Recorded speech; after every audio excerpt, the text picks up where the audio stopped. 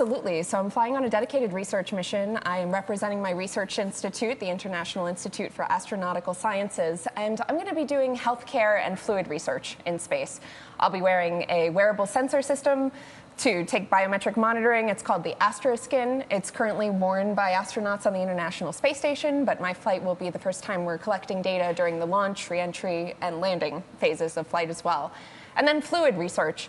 To help design, I'm going to be looking at how fluid behaves in a container in microgravity during flight, and that can help inform new designs for life support systems or syringe design for administering medication in space, things like that. So I'm very excited. I can't wait. Me too. I cannot wait. So what role do you see suborbital vehicles like VSS Unity playing in future research? Yeah, it's critical. I mean, this is a new era of access to space, and there is a tidal wave of scientific research that can benefit from this platform. You know, we've done a lot of work, a decade of work here on Earth, iterating with payloads, payload operations, technology iteration, international collaboration, parabolic flight campaigns where the aircraft takes that roller coaster profile here on Earth, where you get short bursts of microgravity. That's amazing for quickly iterating on technology, but to really validate it, you need high-quality microgravity and you need longer duration exposure to microgravity. You need to be in space. And so I'm really looking forward to the availability of Virgin Galactic as a platform, not just for the scientific community, but for academia, for students, for so many. So I'm so excited to get to be a part of that. Yeah, absolutely. So I know you did not plant this question. Everyone watching should not plant this question, but Kelly, I loved your book, not necessarily rocket science. I did not plant that question. But part of the appeal of suborbital vehicles is really opening up the aperture of who can do science and technology. And this is just another science lab for people to utilize to further whatever field of research that they're in. Can you talk about some of the other research fields that are utilizing these kinds of capabilities, maybe even at IAAS? Yeah, absolutely. It's really multidisciplinary. It's not just space science. My colleagues come from such a wide variety of backgrounds and fields of research. I've been particularly motivated by some of my colleagues who are doing research related in space, related to the quality of human life here on Earth, human health and well-being, whether that's biomedical or pharmaceutical research, or even new ways to approach telemedicine or, you know, technical instruction for remote or extreme environments. I just think those are use cases that are so compelling and interesting to me to really use space to benefit life here on Earth. It's absolutely amazing. And I love how you speak about this industry because you've been an advocate and a part of this industry for a while.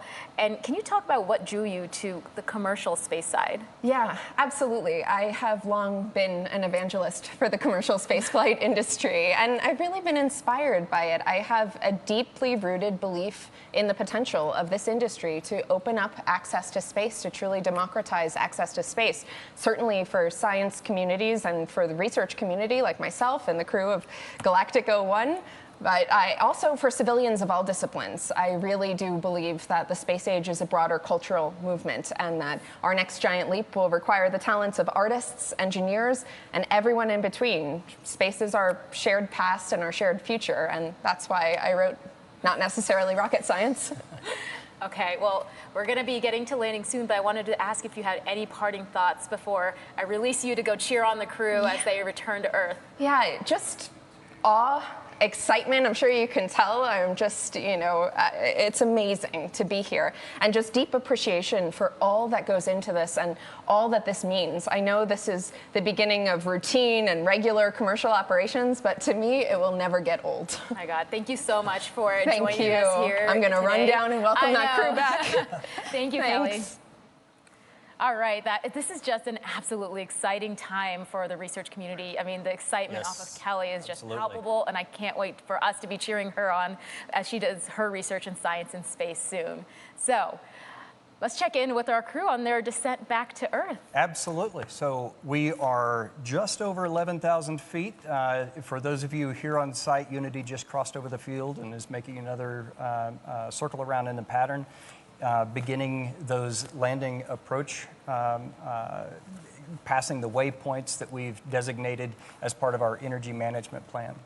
So the pilots have joined up with Chase in the pattern, and they're discussing that energy management plan. They're going to be landing today on runway 34.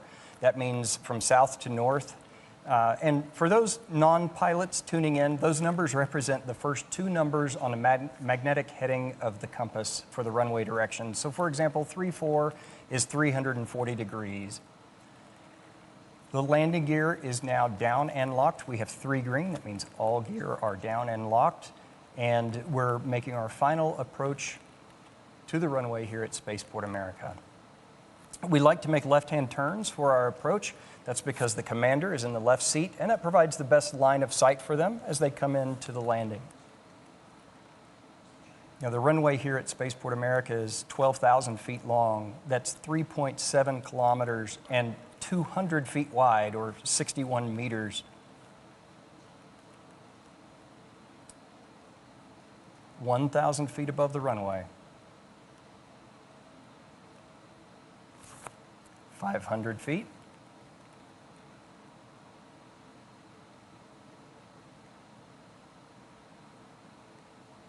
Over the threshold, that's the beginning of the runway. And you'll see the pilots hold the nose up. That's a flare maneuver, all part of the energy management. Main gear touchdown. So the pilots will continue to hold the nose gear in the air as we continue to bleed off some energy as we run down the runway. And at the designated airspeeds, they will lower the nose gear as well. Nose gears down. Now, as our ground speed slows, when we reach a designated ground speed, the pilots will apply the brakes and bring the vehicle to a complete stop.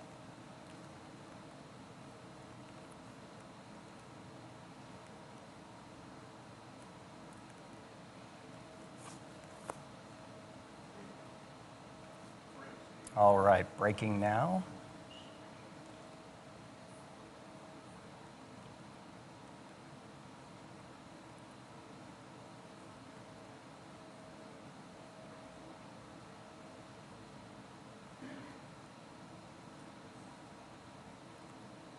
And there's wheel stop. Oh my goodness. What a beautiful landing and a perfect way to complete our first commercial flight and our first dedicated science mission. Congratulations to everyone on board, our very own spaceship Unity who returned to space today. We saw beautiful flying from our Eve crew, Jamil and Kelly, and brilliant work by our chase pilot, Dan Alex, all of whom are still in the air right now. Great job to you all. Now, we still have one more guest here in the studio with us, Italian Air Force Major General Maurizio Cantiello, who's the Defense Cooperation Attaché at the Embassy of Italy in Washington, D.C.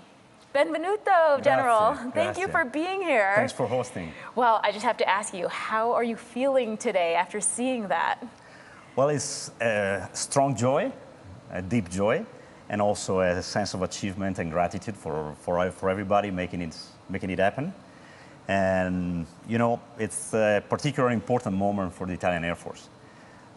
With this flight, together with other things we're doing, we're progressing a lot into space capabilities because it's very important for the Italian Air Force to be able to progress in competence and capabilities in the space domain as a key enabler of the space economy, which is very important for Italy as well. So this flight was particularly important also for not only for the experiments that were very important and very different, and several experiments, but also because we are studying other ways for space access, not just vertical access, but horizontal access. And that could provide different forms of space access. And as you know, our mission is to protect and defend. So by law, Italian Air Force is responsible to defend the skies of Italy. To defend the skies, it's a very important mission. And to be able to do it, we must know well, because you cannot protect what you don't know. So for us, increasing our knowledge and our competence in this field is paramount for the defense of Italy. So we are grateful to Virgin Galactic for having us here and giving us this possibility to work together.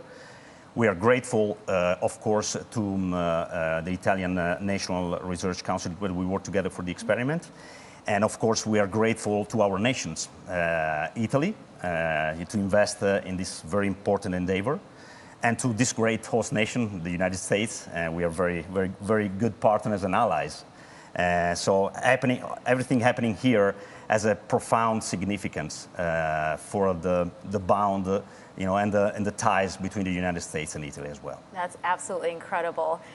Is there anything you want to say to the crew, to the teams on the ground, and also to just the people in Italy watching from their homes, Absolutely. cheering everybody on? Absolutely. I would like to express a deep gratitude, first of all, to God, to make it all happen. And, I was a little bit concerned, not for safety, but for the health of my friends, because they were all good friends. Not just the pilots, but the crew as well. So thanks for that. And also thanks to Virgin, thanks to the pilots, thanks to the team, the ground team, thanks to the specialist, and also, of course, thanks to our institution, our governmental institution. Because today we saw something which is very important. I call it like a sweet spot when you see commercial world, industry world, and then academia and the government institution. So it is very important when we work, these three areas works together. And when academia, the government, and the commercial world work in harmony and in unity, like today, miracle happens. And space too. Absolutely. Now, I know you're going to be out there ready to greet the mission specialists as they come out of the spaceship, so I don't want to keep you, but happy centennial to the Air Force. You've had 100 years, and there's going to be 100 more. Many of them hopefully spent in space. Yes. Thank you for joining us in the studio today. Thank you. Bye. Thank you. Incredible. Thank you to everyone on the ground here at Spaceport America who made this day possible. We cannot wait to hear about the experience from our mission specialists and to see the results of the experiments conducted on board. We will be continuing the celebration here as we await the arrival of all the other vehicles. Wherever you are on planet Earth, we thank you for watching. We'd love for you to join one of our upcoming future missions. Please join in on the celebration via social or head over to our website to learn more about this mission and how you can embark on your own journey to space. Ciao. Ciao.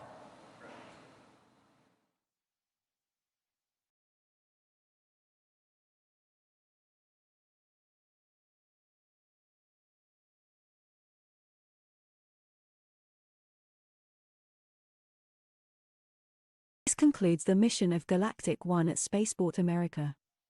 Thank you for joining our broadcast.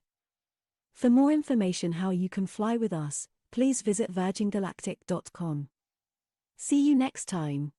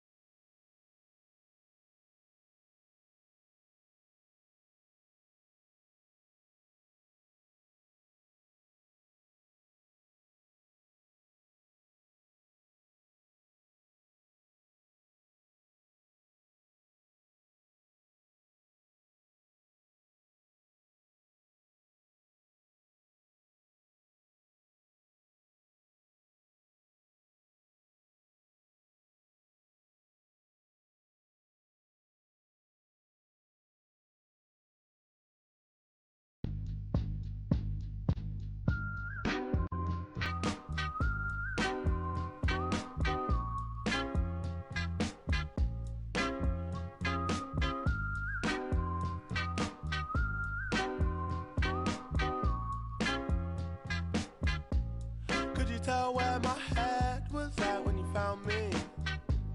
Me and you went to hell and back just to find peace. Man, I thought I had everything, I was lonely. Now you're my everything, I was lonely. I missed a lot of love with a lot of drugs, then I found you. She liked petty crime, she had green eyes like Mountain Dew. And where she go, I'll never know, her friends bounce to. I guess it's their loss, cause they'll never know what we'll amount to. And would you be my light, be my yellow? PYT walking down Portobello, put a smile on his face at the end of the day. MDMA helped us fly away. Who'd have known you would save my life? Who'd have known you would fly my kite? Could you tell, could you tell? Could you tell? Could you tell where my head was at when you found me? Me and you went to hell and back just to find peace. Man, I thought I had everything, I was lonely. Now you're my everything, I was lonely. Yeah, yeah, yeah,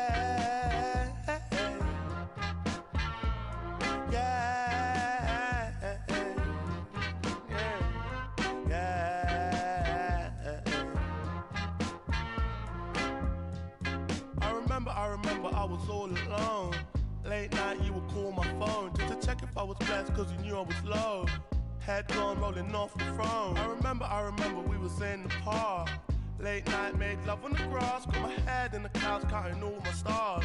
In my ear said the world was ours. Went to hell and back just to heal my wounds, cause it gets like that. Wrong side of the moon, no Tutankhamun, you're my Cleopatra. No side thing, don't need a backer. Need a real one, don't need an actor. A last one say, think you want a BAFTA. Come and be my girl. Yeah. Could you tell where my head was at when you found me? Me and you went to hell and back just to find peace. Man, I thought I had everything, I was lonely. Now you're my